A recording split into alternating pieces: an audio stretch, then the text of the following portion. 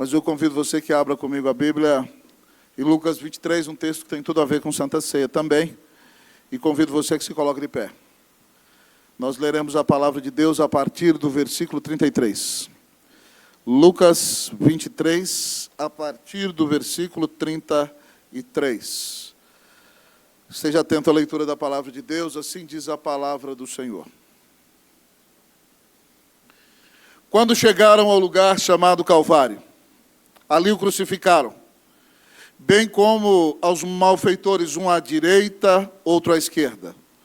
Contudo, Jesus dizia: Pai, perdoa-lhes, porque não sabem o que fazem. Então, repartindo as vestes dele, lançaram sortes. O povo estava ali e a tudo observava. Também as autoridades zombavam e diziam: salvou os outros. Salve-se a si mesmo, se é de fato Cristo de Deus, o escolhido. Igualmente os soldados o escarneciam e, aproximando-se, trouxeram-lhe vinagre, dizendo: se tu és o rei dos judeus, salva-te a ti mesmo. Também sobre ele estava esta epígrafe, escrita em letras gregas, romanas e hebraicas: este é o rei dos judeus. Um dos malfeitores crucificados blasfemava contra ele, dizendo: não és tu Cristo? Salva-te a ti mesmo e a nós também. Respondendo-lhe, porém, o outro repreendeu, dizendo: nem ao menos temes a Deus, estando sob igual sentença. Nós, na verdade, com justiça, porque recebemos o castigo que os nossos atos merecem, mas este nenhum mal fez. E acrescentou: Jesus, lembra-te de mim, quando vieres no teu reino. Jesus lhe respondeu: em verdade te digo que hoje estarás comigo no paraíso. Já era quase a hora sexta. E escurecendo-se o sol, houve trevas sobre toda a terra até a hora nona. E rasgou-se pelo meio o véu do santuário. Então Jesus clamou em alta voz: Pai, nas tuas mãos entrego o meu espírito. E dito isso, expirou. Vendo o centurião o que tinha acontecido, deu glória a Deus, dizendo: verdadeiramente este homem era justo. E todas as multidões reunidas para este espetáculo, vendo o que havia acontecido, retiraram-se a lamentar, batendo nos peitos. Entretanto, todos os conhecidos de Jesus e as mulheres que o tinham seguido, desde a Galiléia, permaneceram a contemplar, de longe, estas coisas. Oremos ao Senhor uma vez mais.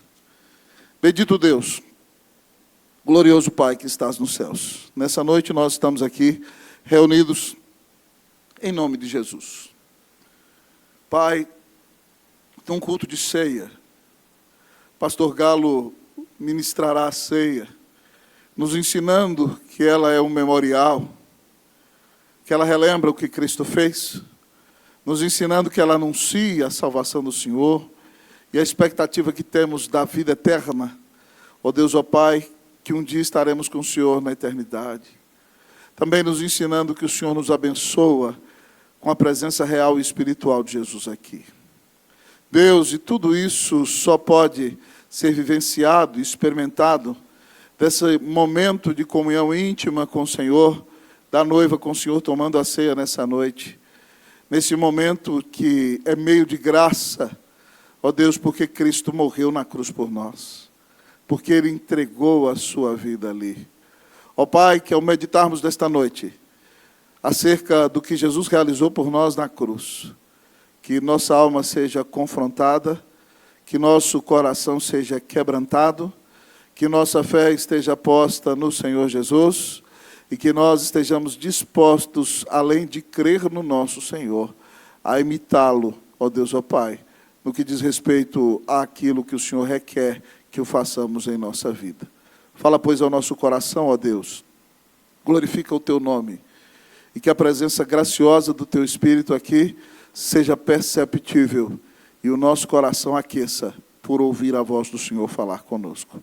Nós oramos clamando assim Tua bênção em nome de Jesus. Amém. A igreja pode sentar-se. Irmãos, quando eu era adolescente na igreja, nós tínhamos uma bandinha e no louvor nós tocávamos uma música que dizia assim: tudo que Jesus conquistou na cruz é direito nosso, é nossa herança. Todas as bênçãos de Deus para nós, tomamos posse, é nossa herança.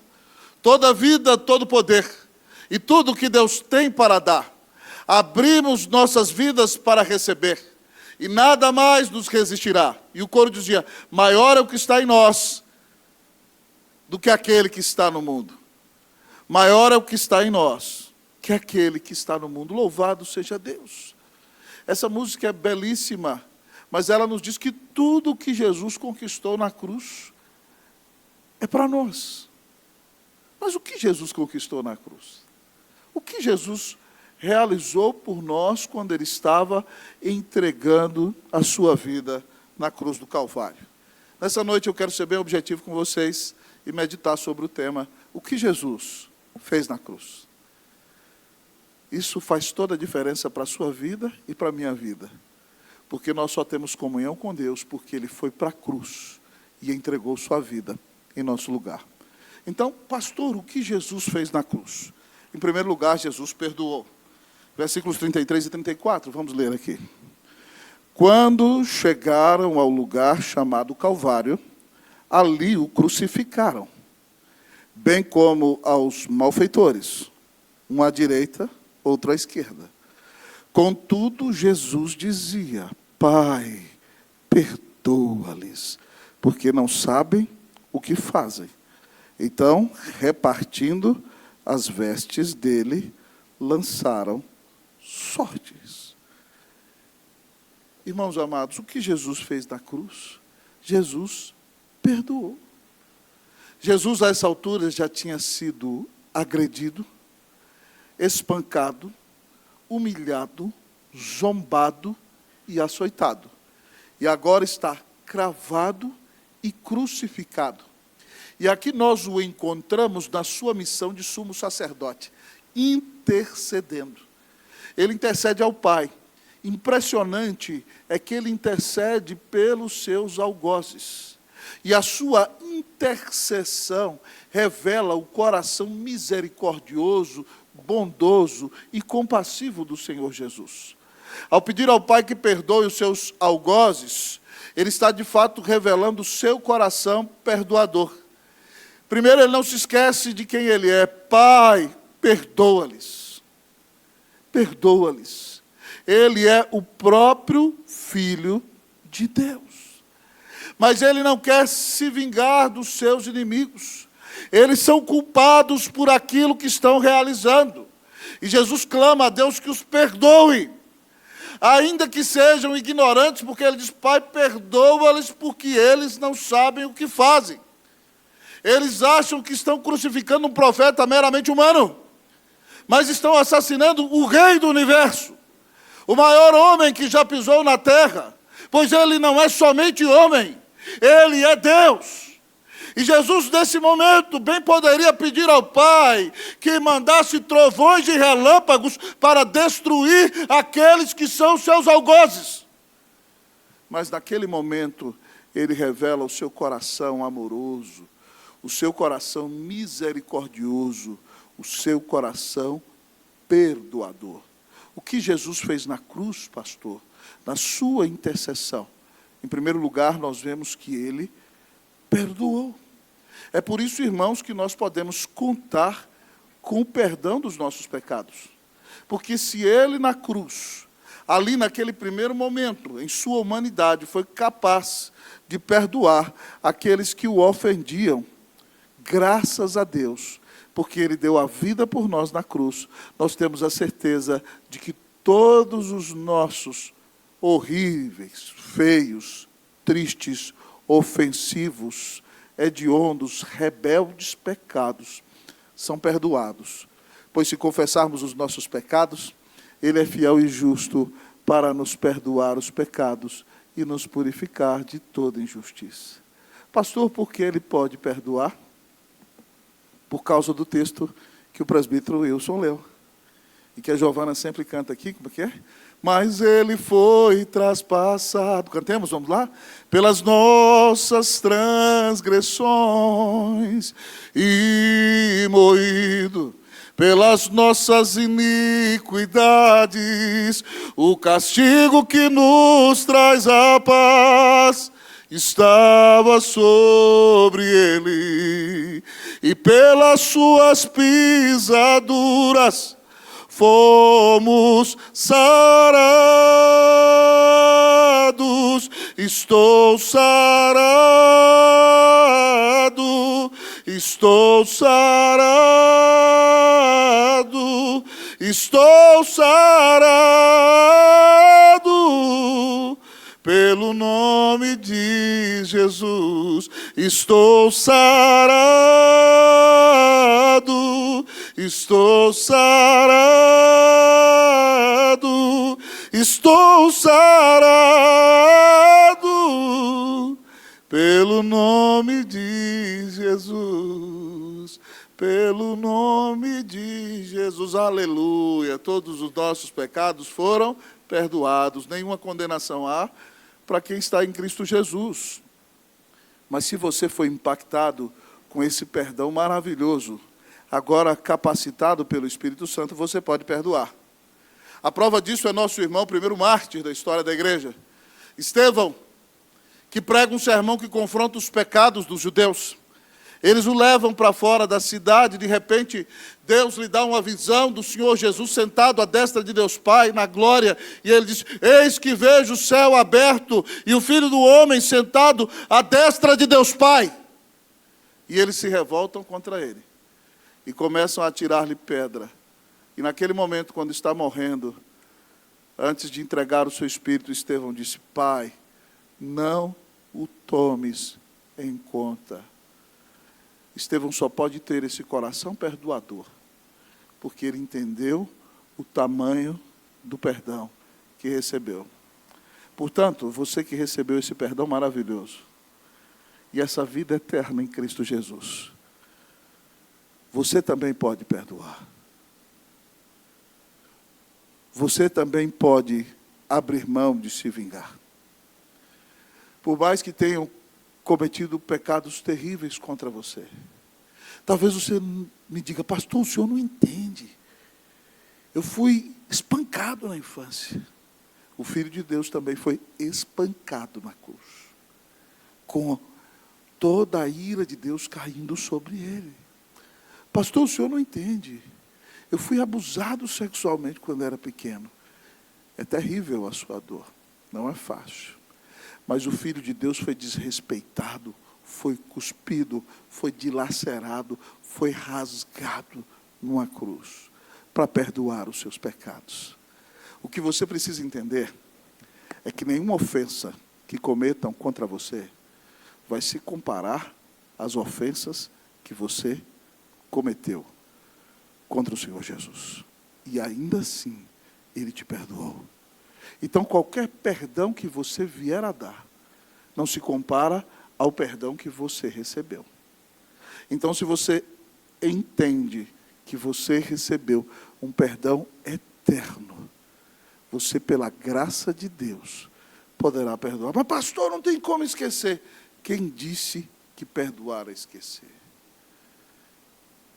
Perdoar é lembrar-se sem querer vingar-se. É lembrar-se sem querer derramar a ira sobre o seu oponente. É você saber que sofreu dano, mas você confia tudo aos cuidados do Senhor, porque o Senhor te amou e te perdoou de pecados muito maiores. Daqui a pouco você vai se sentar na mesa do Senhor.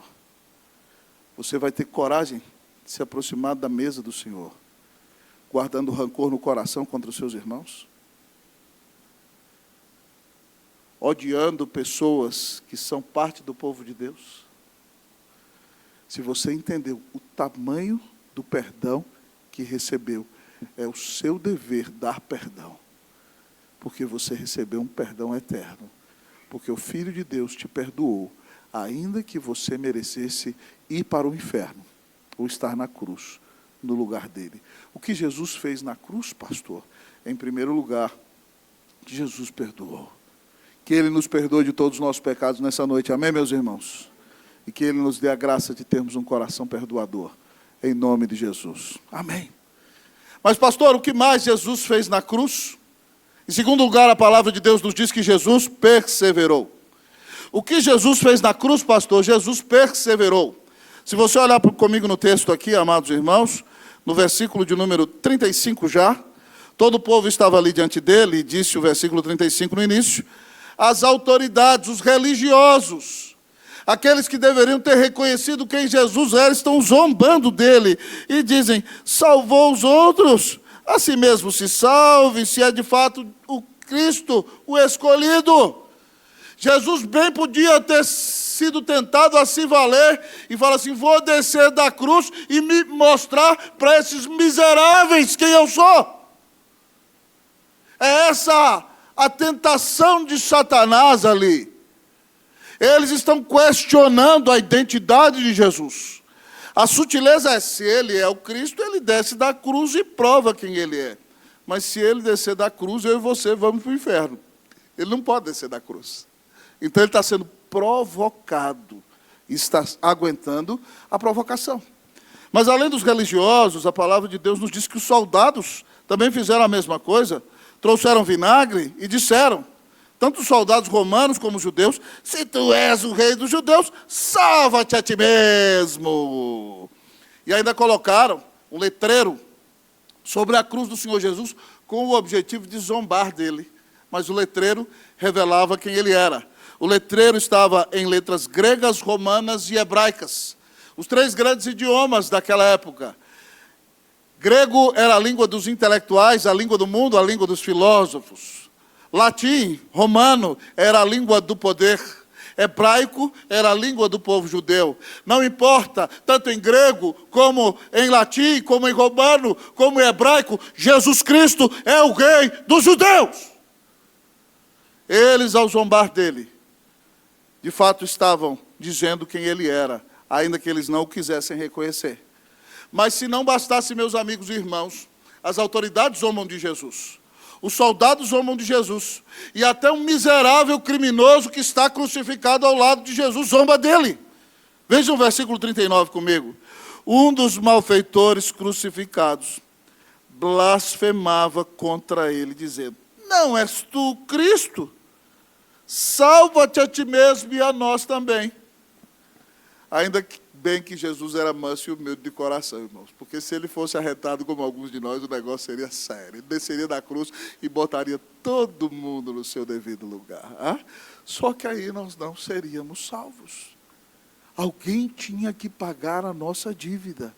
E mesmo sendo zombado pelos religiosos, zombado pelos soldados, zombado até por um ladrão miserável culpado de seus pecados, Jesus perseverou firme em permanecer na cruz e cumprir a sua missão.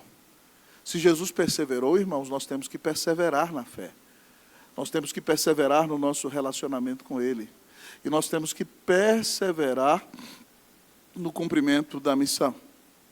Meus amigos e irmãos, certa feita, um pastor de uma grande igreja, um dos maiores pregadores do seu país, estava trabalhando na sua instituição, enfrentando grandes lutas. Alguém que tinha muitos convites, muitas portas abertas. E de repente, pessoas insensíveis começaram a insultar, resistir àquele pastor, atrapalhar de fazer a obra. E no momento de ir, aquele pastor um dia ligou para um pastor que era autoridade da sua denominação, e falou o seguinte, reverendo, eu não sou obrigado a aguentar tudo isso. Estou comunicando ao senhor, amanhã estou entregando o cargo.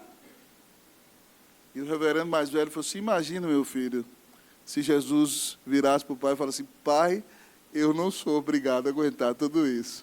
Estou entregando o cargo. O que teria acontecido conosco, meu filho? Aí o outro pastor brabo do outro lado da linha falou assim, pastor, me perdoa. Se Jesus Cristo perseverou por mim,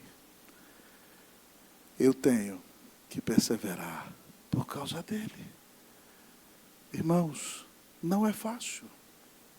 O Senhor nunca disse que seria fácil. Pelo contrário, Ele nos assegurou que nós enfrentaríamos grandes aflições. Mas Ele disse que estaria conosco. Então entenda que nós não somos dos que retrocedem, como diz Hebreus 10. Mas nós somos daqueles que avançam, porque nós temos os olhos postos em Jesus, o autor e consumador da nossa fé. Hoje, irmãos, nós tivemos um culto tão abençoado de manhã. Percebemos a presença de Jesus ali. O Senhor esteve conosco em cada parte do culto, nos abençoando tanto. Igreja cheia. Deus nos deu a bênção de vencermos juntos como igreja uma pandemia, vencermos uma Cracolândia, e mesmo com essa loucura do frenesi da Cracolândia no centro de São Paulo, no início do culto, algumas poucas pessoas ali na esquina da igreja, talvez umas 20, depois a polícia chegou, tirou todo mundo. Mas quantas lutas nós temos enfrentado. E eu me lembro, irmãos, quando nós saímos lá do Guará 2, né, e eu vinha para a Unida, por chamado de Deus. De repente, um pastor no presbitério se levanta e disse: o reverendo Roster vai destruir o ministério dele. Teve 7 anos de ministério abençoado no Chile, 10 anos abençoado no Guará 2, e agora a Unida está vivendo um momento difícil. Ela vai fechar a porta daqui a algum tempo. Todo mundo do Brasil está falando isso, e ele é louco, está indo para São Paulo destruir o ministério dele. Na hora que aquele pastor falou aquilo, eu não sei se você conhece ordem ou regra parlamentar, mas quando o seu nome é citado, você tem direito de falar. E como meu nome foi citado, eu pedi a palavra ao presidente. Eu falei assim: reverendo, eu gostaria de agradecer ao irmão pela palavra que ele citou. Porque quando eu fui para o Chile, o pastor, que é um dos maiores expositores da Bíblia desse país, virou para mim e falou assim: está virando liberal? Vai trabalhar numa igreja liberal? Eu falei: não, pastor, não sou liberal, sou crente reformado. Mas eu só não emprego no inferno, porque lá ninguém vai converter. Então, se Jesus está me mandando para lá, eu vou para lá. E esse pastor depois gostou de pregar no Chile 2 vezes. Quando eu fui para o Guará 2, o que era o presidente do presbitério, o Guará 2 era chamado de cemitério de pastores da igreja de Brasília. E aí ele encontrou minha mãe no sinodal de Safo. Seu filho teve um ministério abençoado no Chile, e ele vai durar 1 ano no Guará 2. E minha mãezinha querida, que está com Alzheimer hoje, virou pastor. Pastor, se meu filho durar 1 ano lá, ele vai ser uma bênção! Eu falei: ô glória, que mãe abençoada. E aí, amados irmãos, quando esse colega falou isso no presbitério, eu falei: pastor, eu gostaria de agradecer a sua palavra, porque quando eu fui para o Chile, disseram isso. Quando eu fui para o Guará 2, disseram isso. E na Unida não podia ser diferente.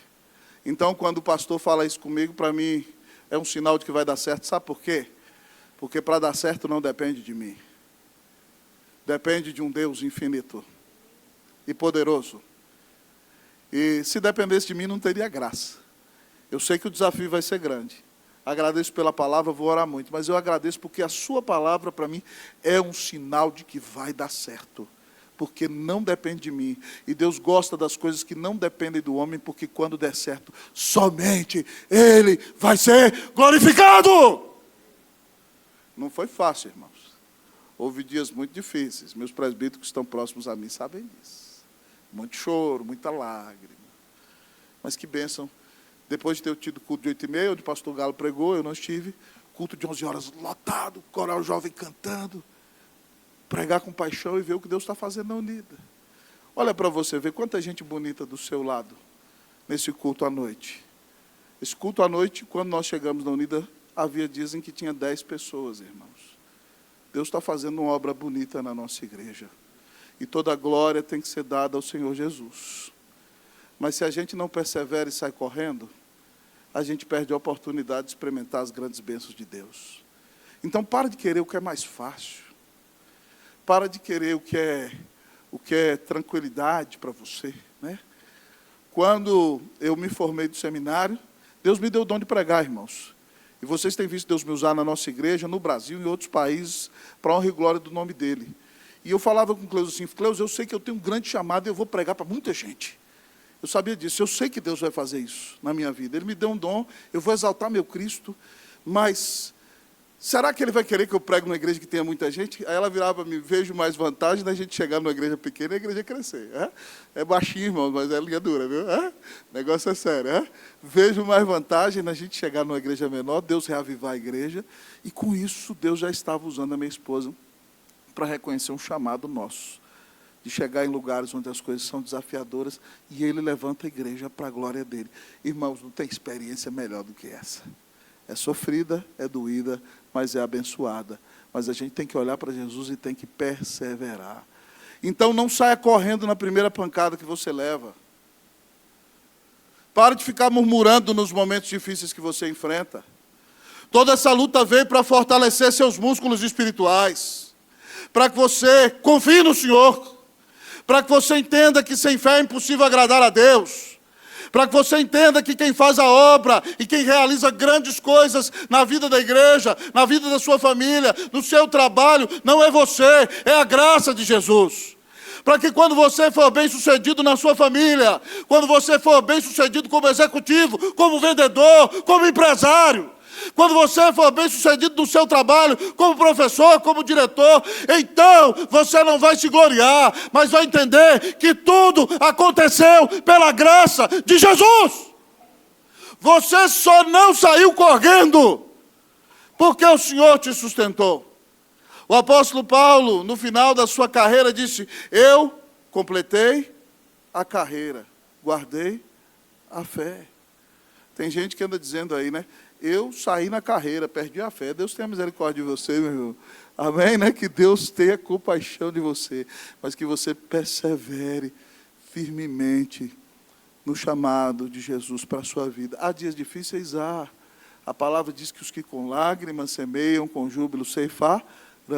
Continue plantando, ainda que você esteja chorando muito. Na hora certa, Deus vai te dar a bênção da colheita, com alegria, em nome de Jesus, para a glória de Jesus. Amém!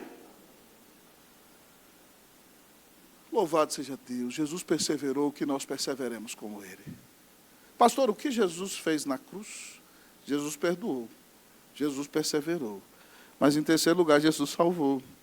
O que Jesus fez na cruz? Jesus salvou. Quando aquele ladrão está falando besteira, o outro já entra logo no meio, irmão. E diz o seguinte, versículo 40. Nem ao menos temes a Deus estando sob igual sentença. Nós, na verdade, com justiça, porque recebemos o castigo que nossos atos merecem. Mas este nenhum mal fez. E acrescentou: Jesus, lembra-te de mim quando vieres no teu reino. Jesus respondeu: em verdade te digo que hoje estarás comigo no paraíso. Aleluia! Jesus na cruz salvou. Estava salvando a todos nós. Mas naquele momento em que está morrendo, cumpre o seu chamado ao salvar um ladrão na cruz. O ladrão repreende o ensandecido que questiona a autoridade de Jesus. E ali então nós vemos o Espírito Santo atuando no coração daquele segundo ladrão. Por quê? Primeiro, ele reconhece o seu pecado. Nós, na verdade, estamos aqui por causa do mal que fizemos. Ele reconhece que é pecador. Mas em segundo lugar, ele reconhece quem Jesus é. Este nenhum mal fez. Jesus é o perfeito, o santo, o justo, o Filho de Deus. Mas ele crê no Senhor Jesus como seu único Senhor e Salvador. Ele reconhece que Jesus é o seu Rei, é o seu Senhor. Ele diz: Jesus, lembra-te de mim quando vieres do teu reino. Ah, irmão, Jesus é a misericórdia em pessoa. Ele é o Salvador por excelência. Ele não espera para salvar, irmão. Naquela hora exata, ele afirma: em verdade, pode crer no que eu estou te falando. Hoje mesmo você estará comigo, meu filho, no paraíso. Louvado seja Deus. Lá na frente, Jesus brada: está consumado, entrega o seu espírito. E aí, quando aquele homem fecha os seus olhos na terra, Jesus nos céus o recebe, dizendo: seja bem-vindo, bendito de meu Pai, para as moradas eternas que eu preparei para você. Jesus é o nosso Salvador. Como diz um cântico, Cristo move as montanhas e tem poder para salvar. Se você, nesta noite, reconhecer que é pecador, reconhecer que Jesus Cristo é o Filho de Deus, e confiar nele como seu Rei, como seu único Senhor e Salvador, espero que ele não te leve hoje para o paraíso. Mas no dia em que você tombar, você vai entrar no céu de glória. E Ele vai dizer para você: seja bem-vindo, bendito de meu Pai, para as moradas eternas que eu preparei para você. É por isso, irmãos, que nós pregamos o Evangelho. Eu disse a vocês que na semana passada, na viagem da Bolívia, eu fiquei muito feliz porque eu voltei a pregar em espanhol.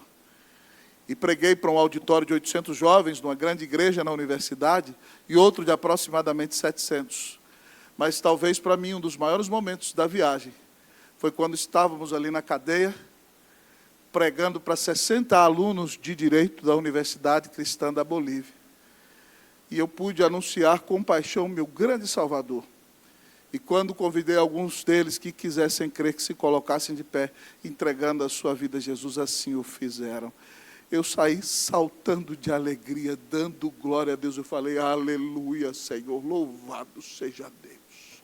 Que privilégio é poder pregar o Evangelho e ver Deus convertendo pessoas nos lugares mais inusitados da terra.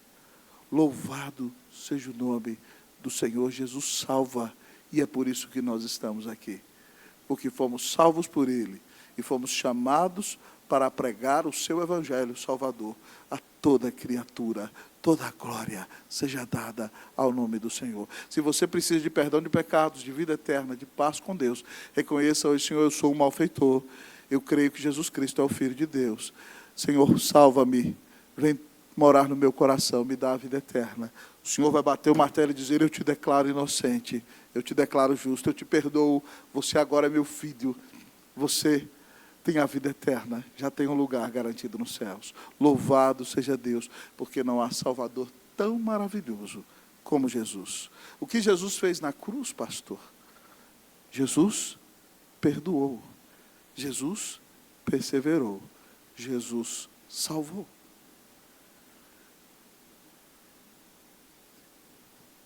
Você já parou para pensar no grande amor que Jesus tem por você? Está certo viver reclamando da vida como você tem vivido?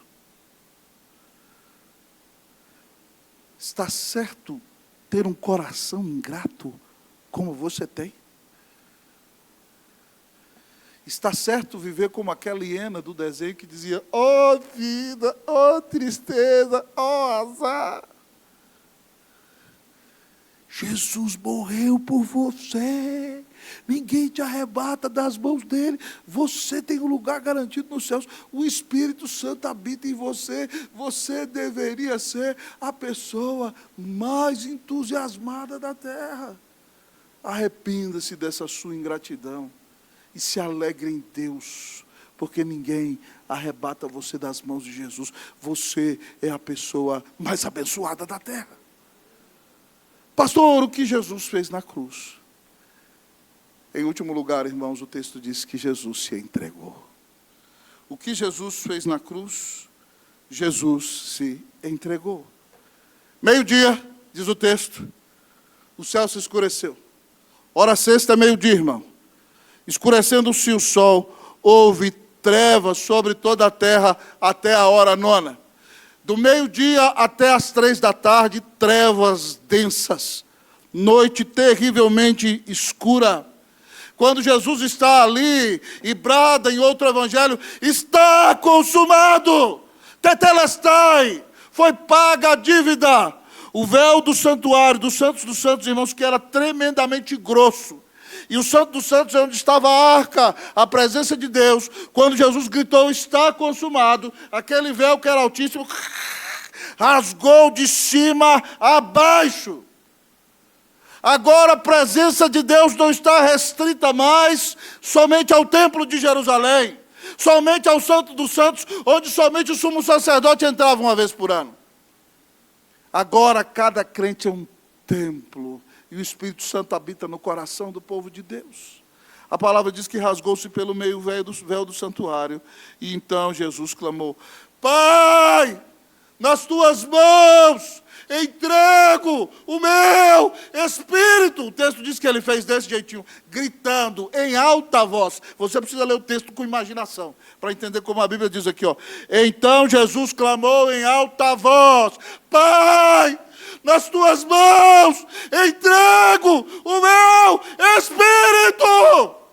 Cansado, extenuado, depois de dar o seu último brado,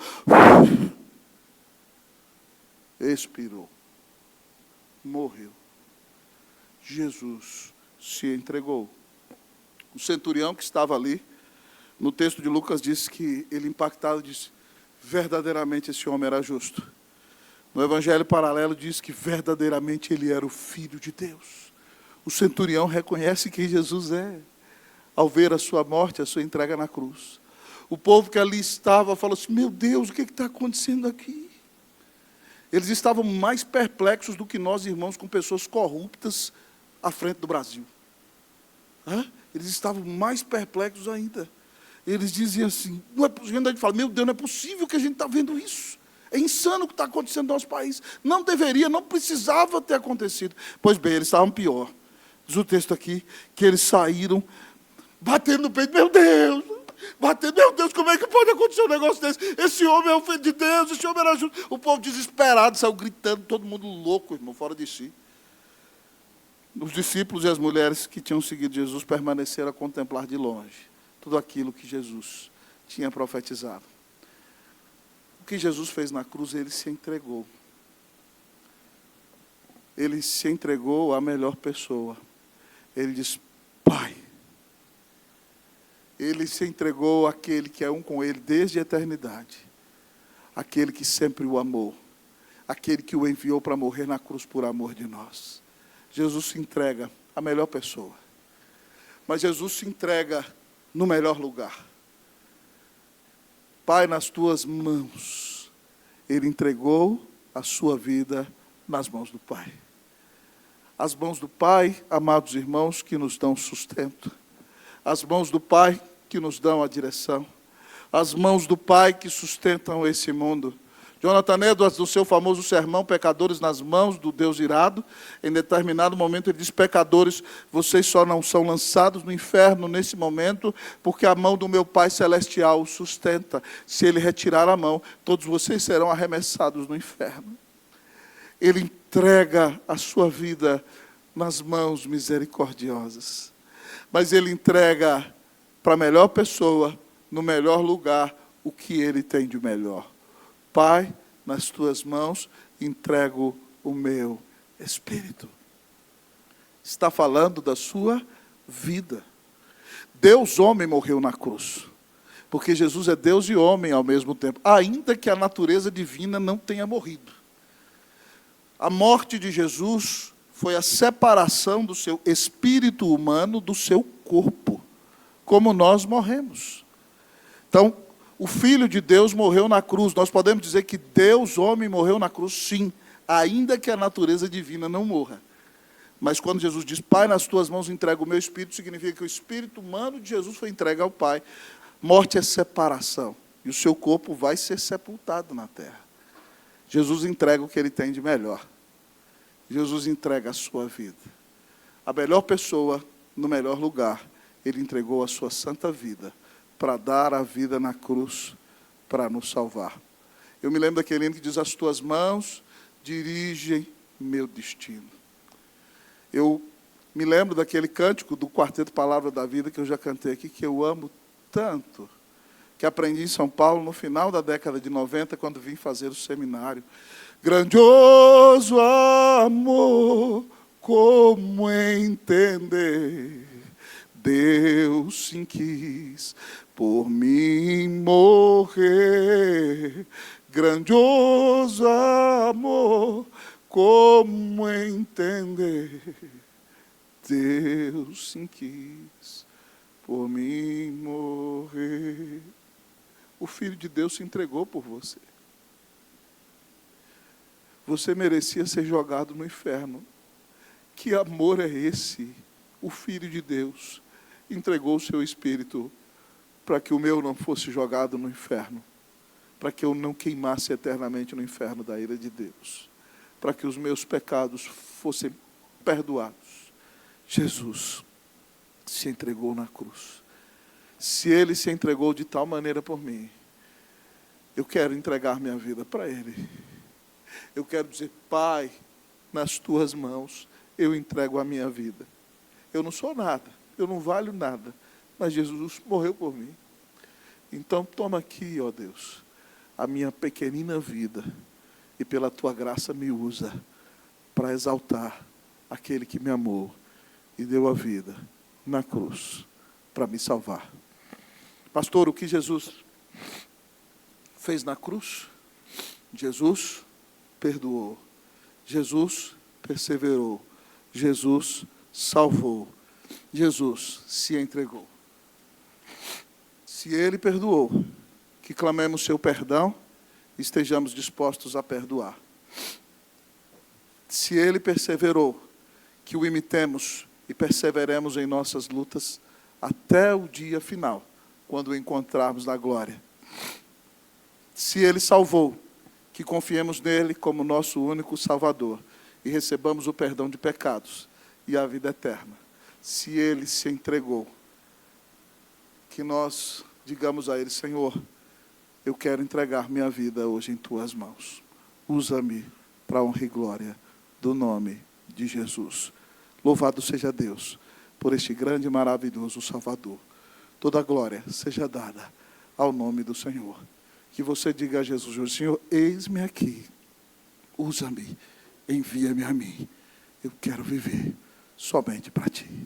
Que Deus te abençoe, em nome de Jesus. Amém. Vamos orar?